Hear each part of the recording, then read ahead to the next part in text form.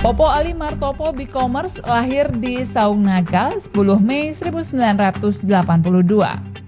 Suami dari Isyana Lonita Sari AMD ini adalah lulusan Deakin University Melbourne, Australia tahun 2006. Mengawali karir politiknya sebagai anggota DPRD Provinsi Sumatera Selatan masa bakti 2009-2014, sebelum akhirnya beliau terpilih menjadi Bupati Oku Selatan 2 periode hingga saat ini.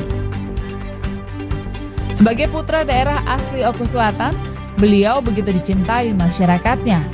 Terbukti pada Pilkada serentak tahun 2020, beliau bersama pasangannya sempat mendapatkan rekor muri keterpilihan dalam persentase tertinggi di Indonesia dengan perolehan suara 96,16%.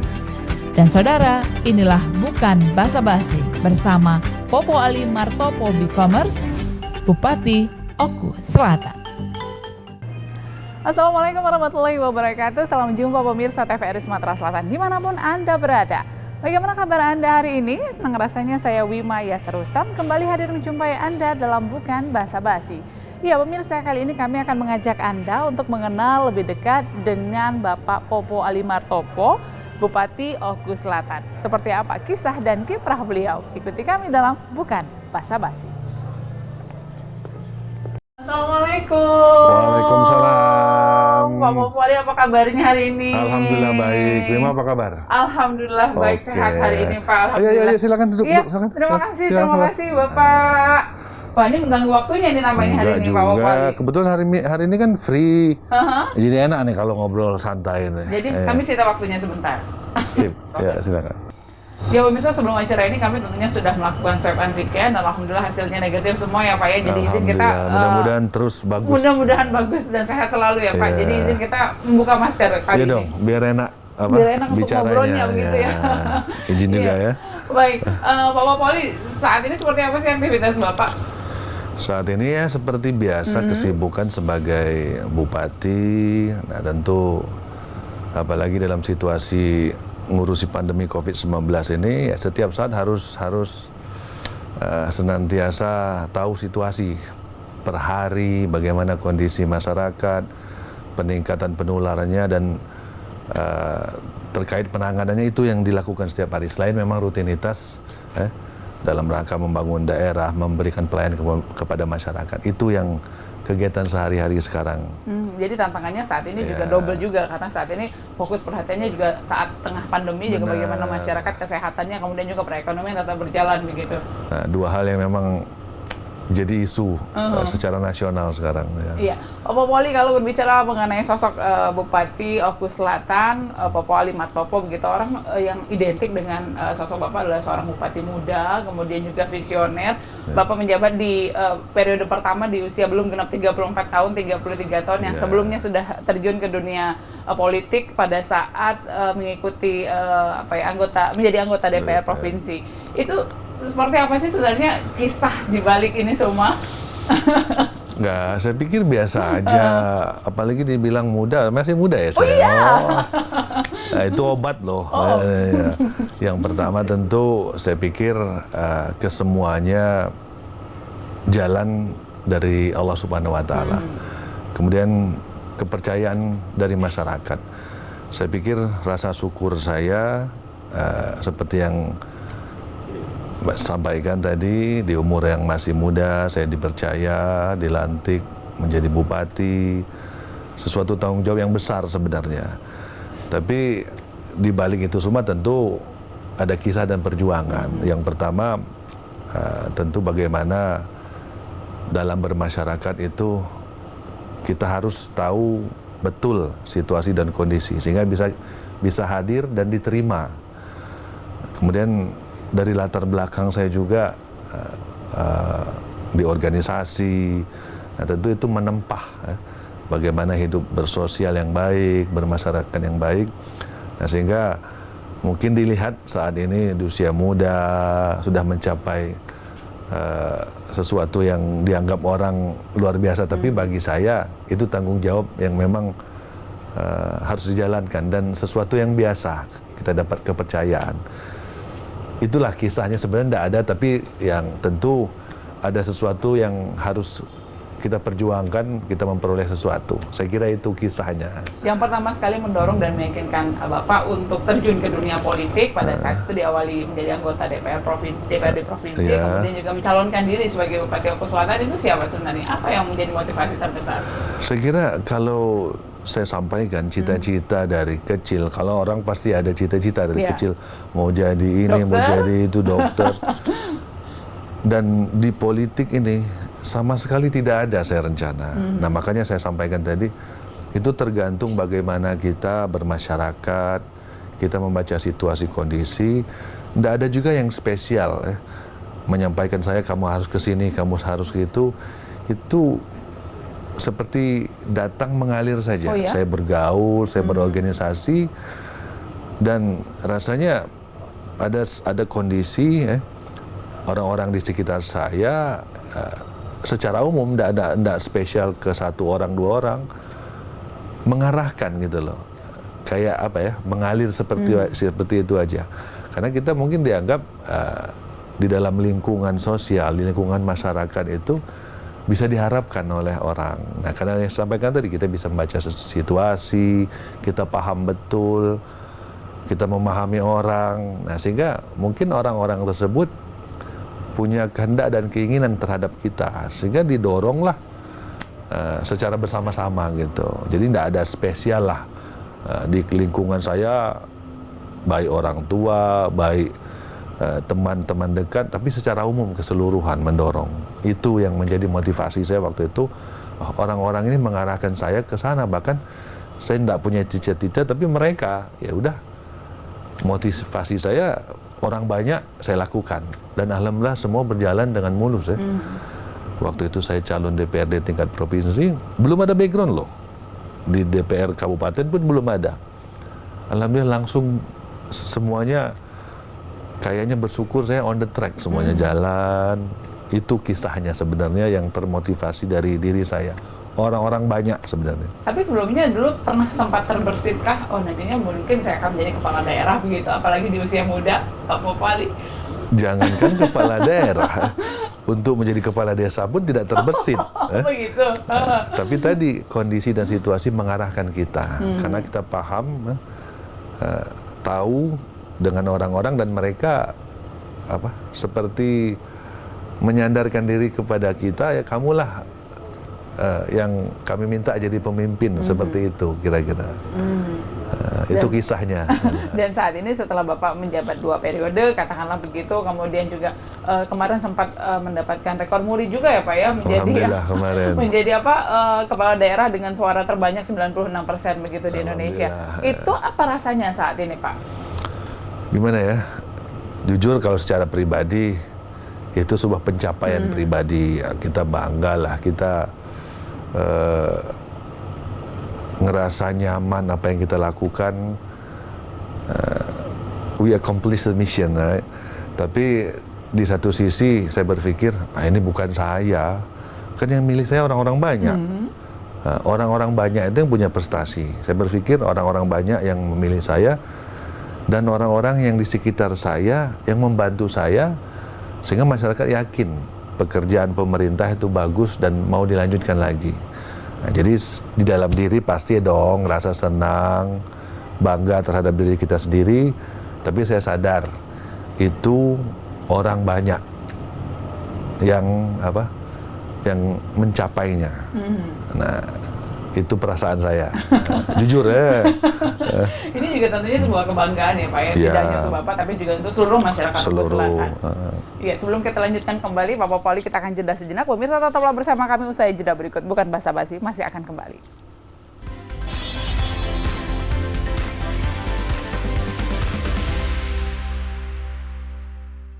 Terima kasih Anda masih bersama kami dalam Bukan Basa-Basi, masih bersama Bapak Popo Ali Martopo, Bupati Oku Selatan. Pak Popo Ali, kita lanjutkan kembali. Ini kalau berbicara mengenai Bapak sebagai seorang putra daerah, kemudian juga kemarin sempat mendapatkan penghargaan juga The Best Leader Local Wisdom ya.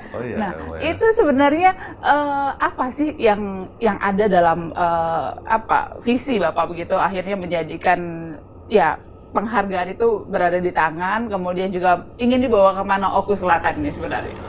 Ya, nah tentu kalau bicara tentang penghargaan, segala sesuatu kan orang yang menilainya kan.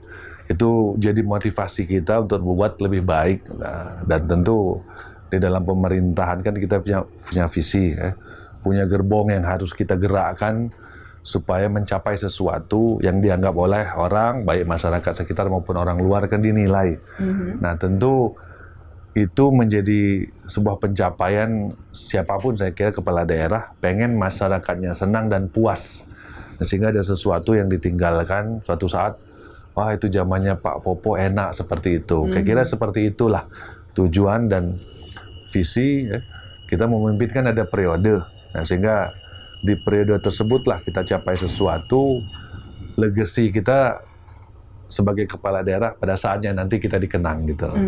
Apa sebenarnya yang ada dalam benak Bapak, kemudian juga mau dibawa kemana ini Oku Selatan, tentunya dengan segala tantangannya, dengan segala kelebihannya. Apa sih yang ingin diunggulkan sebenarnya Pak?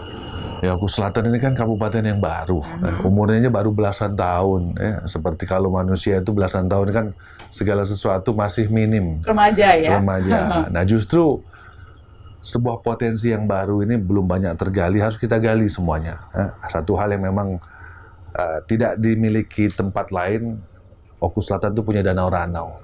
Itu destinasi wisata anugerah yang luar biasa. Ada danau, ada gunung, view-nya luar biasa. Nah itu yang harus kita kembangkan ke depan. Mudah-mudahan dengan model kepariwisataan yang alam ini bisa membawa Oku Selatan ini ke depan menjadi salah satu destinasi di Sumsel dan secara nasional, bahkan internasional.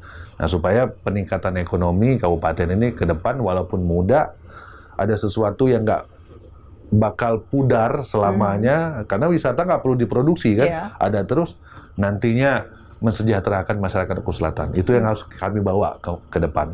Salah satunya dengan Grand Fondo begitu? Iya, perbanyak event-event yang memanfaatkan keindahan alamnya, sehingga walaupun Oku Selatan kata orang di mana jauh, apapun jarak, apapun kondisi, tapi kalau orang suka, orang mau datang.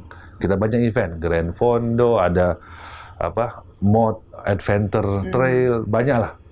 Kita laksanakan event-event di kegiatan di Danau Ranau. Tapi memang akhir-akhir ini Oku Selatan semakin dilirik, salah satunya adalah karena event pariwisatanya, begitu ya Pak. Ada arung jeramnya juga. Ada arung jeramnya.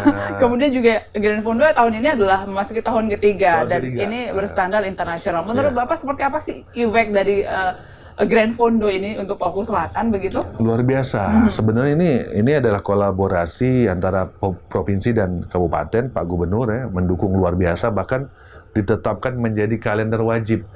Nah sehingga kalau sepeda ini kan dari anak kecil sampai orang tua, perempuan, laki-laki semualah bisa. Nggak ada istilahnya ekonomi menengah, dimanapun bisa.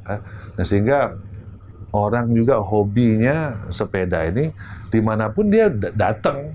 Nah sehingga dampaknya luar biasa. Orang ribuan datang, kegiatan ekonomi jalan, masyarakat dampaknya juga baik. Nah sehingga itulah setiap pelaksanaan event itu semakin meluas, orang tahu Danau Ranau karena kegiatan-kegiatan event, salah satunya Grand Fondo tadi. Nah itu efek dan dampaknya yang kita dapatkan selama 3 tahun ini. Nantinya apakah memang menurut Bapak Oku Selatan ini akan lebih dikenal masyarakat melalui event-event salah satunya, kemudian juga yang masih harus ditonjolkan adalah Danau Ranau, kemudian juga yang harus masyarakat kenal nih dari Oku Selatan apa sih Pak sebenarnya, karena kita ketahui bersama tadi sudah disebutkan jaraknya cukup jauh, kemudian juga perjuangan sampai ke Oku Selatan itu memang benar-benar harus penuh dengan ketetapan hati begitu ya Pak Popali. Lalu apa sih sebenarnya yang ditawarkan begitu ke depan? Ke depan, saya kira pembangunan infrastruktur ini kan semakin tahun kan semakin baik. Kalau jarak dulu mungkin 5 jam, 6 jam, karena pembangunan ruas tol yang semakin dekat sekarang semakin pendek. Mudah-mudahan kan tol Indra Palembang yang ke Bengkulu kan itu melintasi Prabu Mulih. Nah, saya pikir itu akan mengikat waktu 2 jaman lebih, 3 jam. Nah, sehingga lebih pendek jaraknya. Kemudian juga akan kita tawarkan begitu banyak spot-spot lokasi pariwisata di Oku Selatan.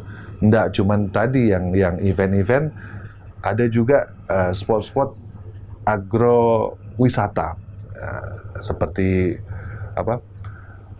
ada buah-buahan segala macam, sehingga masyarakat juga selain memang wisatanya alam, tapi ada edukasinya juga. Itu yang kita tawarkan ke depan, sehingga yang saya sampaikan tadi, jarak nantinya akan semakin pendek, waktu ditempuh, kemudian begitu banyak pilihan. Kalau you mau event yang agak menantang, ada motor trail, ada arum jeram, ada jet ski, ada permainan water sport, banyak lah. Di samping itu juga nanti kita buat spot-spot orang bisa menginap di villa, di hotel-hotel yang sudah kira-kira representatif lah untuk wisatawan nantinya.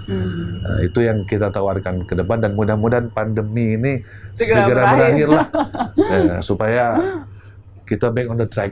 Tapi yang diingat juga tentunya dari Oku Selatan kulinernya yang enak ya Pak ya? Nah itu pasti itu. Itu ikannya segar sekali karena langsung diambil dari danau. Udah pernah nyoba? Sudah Pak, kebetulan pada saya perlu cerita lagi nampaknya. Manis sekali ikannya di situ. Tapi Pak Wali ngomong-ngomong sebagai bupati muda yang saat ini belum genap 40 tahun, kemudian juga memimpin daerah yang juga masih muda. Apa sih tantangan terbesar yang Bapak rasakan gitu? Membangun infrastruktur dengan kondisi keuangan yang minim.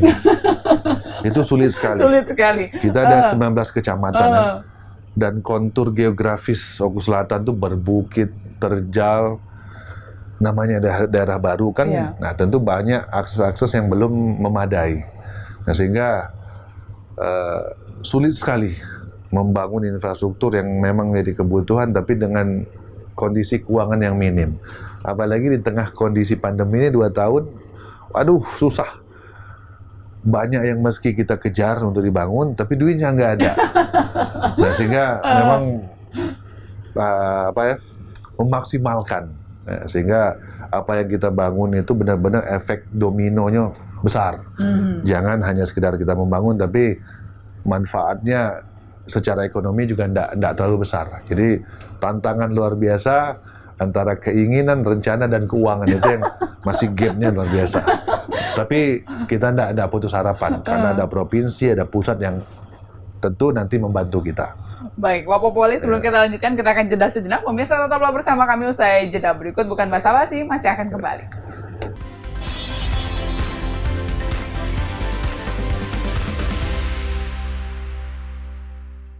Terima kasih Anda masih bersama kami dalam Bukan Basa-basi. Iya, Bapak Poli, kita lanjutkan kembali. Ini ngomong-ngomong anak-anak begitu, karena memang domisilinya di Palembang, kemudian ayah dan juga ibunya harus berada di Oku Selatan. Apakah pernah komplain begitu mereka terhadap, aduh waktunya bagaimana ini, begitu? Seperti apa Pak Popali? Bukan pernah sih, memang setiap saat komplain. Namanya anak-anak kan pasti.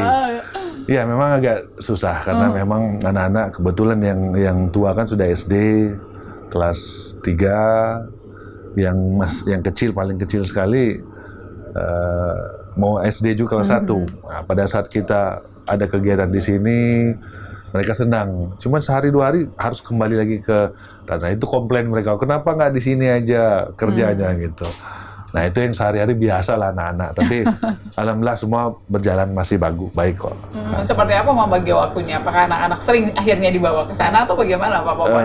Sebenarnya bagi waktunya kita manfaatkan kalau ada kegiatan ke Palembang, ya bisa ketemu anak-anak. Tapi dengan situasi mereka sekolah, les segala macam, mau tidak mau harus terpisah. Jadi kami berdua lah sama ibunya gantian. Kalau saya lagi dinas Palembang, saya ketemu. Kalau saya di Muara II, ibunya ada kegiatan di Palembang, ketemu. Alhamdulillah gitulah, dicocok-cocokkan waktunya. Arti keluarga menurut Bapak seperti apa? Pertama itu, yang utama dan harus kita utamakan, keluarga itu. Karena itulah yang menjadi motivator kita, yang harus kita jaga, yang harus kita sayangi, itulah keluarga nomor 1. bagi saya. Kemudian apa ya? Apakah Bapak juga akhirnya mengarahkan anak-anak nantinya untuk menjadi nantinya seperti Bapak ya, kemudian nantinya seperti ini langkah yang akan mereka tempuh, apakah nantinya memang sudah dirancang dari saat ini atau bagaimana Pak Wali? Enggak juga. Kebetulan saya dengan ibunya tergantung dengan keinginan anak-anak. Apalagi sekarang kan kalau anak-anak kita lihat hobinya apa, dia seperti apa, kan sudah bisa kita arahkan. Nggak perlu harus kita seperti ini. Gambaran saya aja nggak, saya pun nggak punya cita-cita dulu di politik. Tapi Tuhan kasih jalan, orang kasih dukungan, ya begitulah. Yang penting kita siapkan apa yang anak-anak suka di bidang apa, kita arahkan, kita kasih kebebasan supaya dia bisa yakin dan senang dengan apa yang dia lakukan. Saya kira itu, Wima. Nggak ada spesialis. Tapi dulu sebenarnya orang tua Bapak begitu, apakah memang mengarahkan juga, mengharapkan anaknya untuk menjadi seperti ini, begitu? Enggak juga, karena orang tua saya kan background-nya pedagang ya. Jadi nggak ada sama sekali kamu harus jadi dokter, enggak. Mungkin dia berpikirnya saya investasi lah, nyekolahkan anak. Seperti apa nanti tumbuh sendiri ya silahkan. Nah, ini nggak ada sama sekali kamu harus gini dokter, nggak ada dikte menjadi apa, bahkan diberi kebebasan mau sekolah di mana silahkan pilih. Nah sehingga mungkin karena orang tua itu pedagang ya, bisnis, dia investasi untuk anak mau tumbuh seperti apa silahkan katanya. Jadi itu nggak ada pengarahan sama sekali. Nah, itu pengalaman yang dari saya sendiri ya. Gitu. Tapi beliau pasti bangga sekali melihat Bapak saat ini menjadi orang nomor 1 di Oku Selatan. Wah pasti dong, pencapaian orang tua pasti anaknya. Saya saja yang anaknya masih kecil, saya pengen anak saya nanti sukses. Apalagi orang tua kita yang sudah tua, sudah jerih payahnya luar biasa untuk anak. Dia masih sehat, dia masih hidup, bisa melihat anaknya seperti apa. Itu juga buat orang tua bangga dan obatnya. Pencapaian dia saya kira. Kita jadi orang tua juga udah kerasa kan, jadi seperti itu. Pengalaman yang mungkin ini adalah pengalaman yang tidak akan pernah Bapak lupakan ketika Bapak menjabat sebagai bupati begitu. Apa yang mungkin ingin dibagikan kepada pemirsa? Mungkin sedihkah? Mungkin pengalaman mengharukankah? Atau justru yang kurang menyenangkan? Bagi-bagi ya, bagi-bagi. Saya kira satu pelajaran yang saya ambil, kita benar harus hormati orang tua. Apalagi ibu. Saya waktu itu, ini satu cerita yang mungkin sebagian orang-orang udah tahu kan. Saya waktu itu mau merantau lagi sekolah, mau ngelanjutin S2 saya waktu itu. Nah, kebetulan saya kan sekolah di Australia kan. Waktu itu saya pengen rencana ke Inggris. Tapi Bu, saya bilang, udahlah kamu di sini aja. Kalau kamu ke luar negeri nanti kamu hilang, nggak pulang-pulang katanya. Saya pengen antara keinginan dan omongan ibu, saya bandingkan seperti apa kan. Tapi bismillah saya ngikuti ibu saya kan, kasihan saya dia nggak mau kehilangan saya. Kalau kita merantau terus nanti nggak pulang-pulang, benar ya. Saya turuti, benar. Segala sesuatu diarahkan tanpa saya pun menyadari, oh saya diarahkan seperti ini oleh waktu dan situasi kondisi. Saya nurut omongan ibu, saya hormat sama ibu, alhamdulillah saya diberikan kesuksesan. Itu rahasia yang mungkin saya mau bagi ke teman-teman dan orang-orang yang siapa yang menghormati dan menuruti ibunya, ngurusi ibunya itu luar biasa, pasti sukses. Dalam artian dia pasti ada kebahagiaan sendiri. Itu Wima, rahasia yang bisa saya sampaikan. Dan pengalaman loh itu. Itu pengalaman. Bukan dibuat-buat. Pengalaman dan kejadian begitu benar, ya Pak ya. benar. Kemudian saat ini apakah orang tua, Bapak, Ibu, kemudian ada yang disampaikan secara langsung begitu, betapa bangganya beliau tentunya terhadap apa yang sudah diraih salah seorang putranya begitu Bapak Wali? Kalau secara lisan sih enggak juga ya, karena kami orang-orang yang biasa saja loh, artinya tidak terlalu perasaan itu diungkapkan. Tapi yang jelas kalau saya lihat pasti semua keluarga saya bangga terhadap saya, terhadap apa yang mereka lakukan, mereka dukung terhadap saya. Saya tahu, saya bisa lihat gerak-geriknya mereka bangga. Kalau salah satunya yang saya capai itu karena mereka memberikan dukungan, dan saya bisa berdiri tegap karena mereka. Nah, berarti kan mereka selalu support, berarti mereka bangga walaupun tidak secara lisan. Oh, saya bangga sama kamu, enggak. Jadi itulah kira-kira saya ngerasa support dari seluruh keluarga itu, saya yakin mereka bangga. Baik, Bapak Poli ngomong-ngomong masih berada di usia di bawah 40 tahun, kemudian juga sudah periode kedua. Mimpi selanjutnya apa? Saya sampaikan tadi dari awal, saya nggak terlalu spesifik mimpinya. Yang penting berkaca dari pengalaman. Alhamdulillah saya diberi percayaan oleh masyarakat.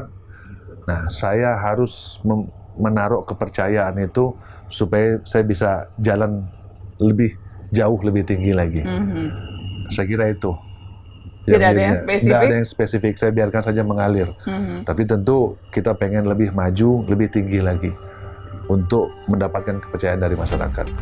Baik, Bapak Poli, terima kasih sekali atas waktunya. Terima kasih banyak sekali hal-hal positif yang tentunya Bapak sudah bagikan bersama kami dalam Bukan Basa-Basi hari ini. Tentunya semoga sehat selalu, salam Amin. juga untuk Ibu Sama-sama Isya. ya, Rima. Iya, Terima salam kasih. untuk keluarga Bapak.